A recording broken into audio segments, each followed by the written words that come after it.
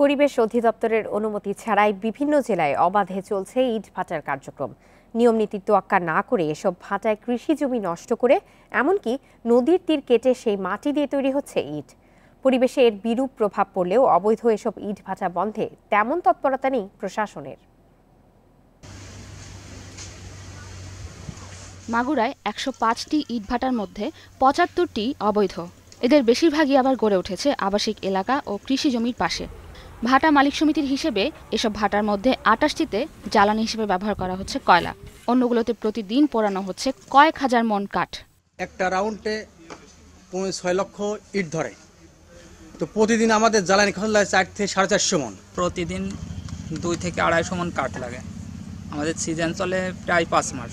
নড়াইলের মধুমতি নদীর তীরে গড়ে ওঠা এসব ভাটায় ইট তৈরি হয় নদীর পাড় কেটে নেওয়া মাটিতে। এতে নদীর পাড় ভেঙে বিলীন হচ্ছে আশপাশের বসতবাড়ি ও কৃষি জমি।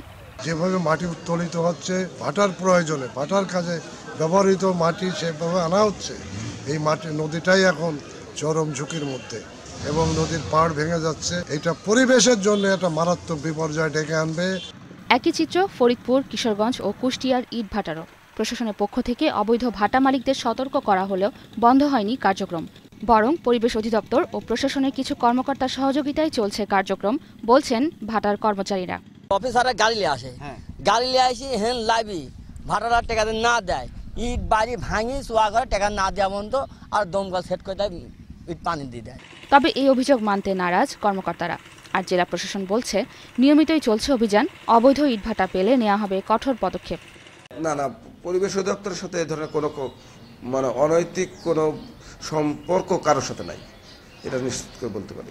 গত ডিসেম্বর মাসেও ইটভাটা মোবাইল কোর্ট পরিচালিত হয়েছে, আবার এই মাস থেকে আবার শুরু হবে। তবে অবৈধ যেসব ইটভাটার বিরুদ্ধে আমরা অভিযোগ পাবো, তাহলে তাদের বিরুদ্ধে আমরা আইনানুগ ব্যবস্থা নেব এবং ইটভাটাগুলো বন্ধের পদক্ষেপ গ্রহণ করব। পরিবেশ ও জনজীবন রক্ষায় শুধু আইন নয়, অবৈধ ভাটার বিরুদ্ধে আইনের কঠোর প্রয়োগের দাবি পরিবেশ কর্মীদের।